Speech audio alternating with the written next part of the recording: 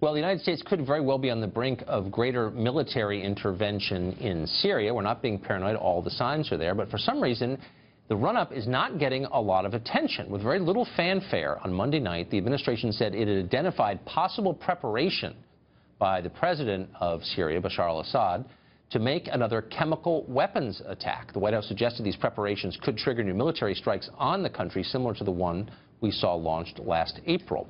Is escalation in Syria a wise idea? It's very popular here in Washington. More to the point, why is nobody debating it? Katrina vanden Heuvel is the editor at The Nation, and she joins us tonight. So, Katrina, thanks for joining us, by the way. Thank you. I was really struck, the Washington establishment, left and right, Republicans and Democrats, really hate the president. They're threatened by him. They don't like him personally. The only moment in 7 months that he's been in office, since the election, where they heaped bipartisan praise on him was the moment when we launched those missiles into Syria. Why is that? Well, first of all, it's good to be on with you, Tucker. I don't think we've debated or talked since you were at CNN.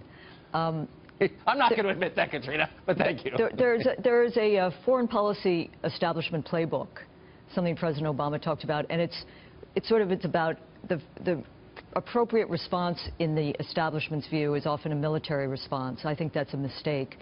I think we're witnessing an escalation by the Trump administration, Tucker, across the board. It's not just Syria. It's sending 4,000 troops to Afghanistan.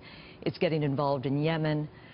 It's getting involved in the Syrian civil war. Unclear what the Trump administration's strategy is. Is it going to work with Russia to defeat ISIS?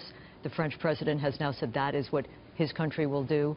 But I think the main thing, Tucker, what strikes me is that President Trump traffics in insult, not strategy. But during the campaign, he spoke very clearly against regime change. He said he had opposed the war in Iraq. I'm not sure that's true. He also talked about not getting bogged down in the Middle East.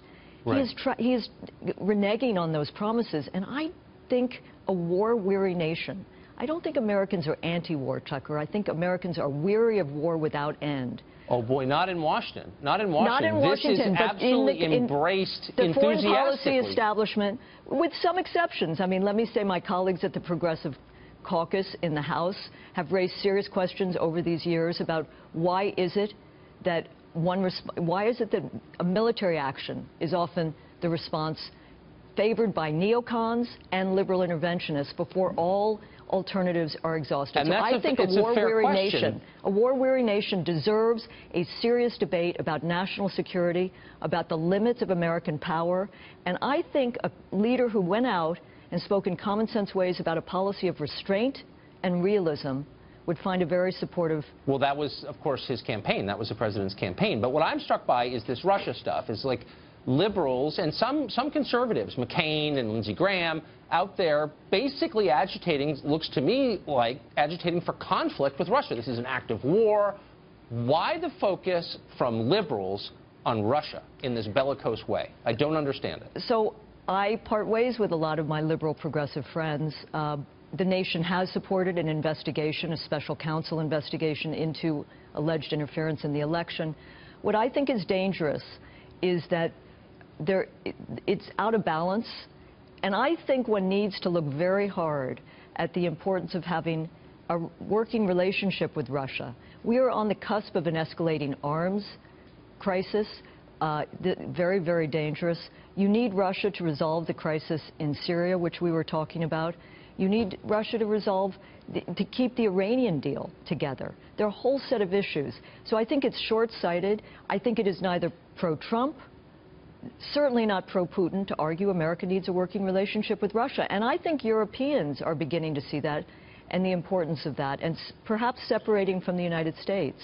I think Democrats are also, you know, you do the investigation, but don't let it overwhelm your speaking to the country about bread and butter issues, laying out a bold agenda. It is now considered, though, a moral stain by many liberals in Washington, almost every single one I know, to say what you just said. Like, you can't say that. What are you, an agent of Putin? I think there's some Democrats who understand, listen, I think there is a corruption matrix in this Russian situation. I mean, but listen, I'm more fearful often of the American oligarchs in this country who are funding suppression of the vote, dark money pouring into our elections.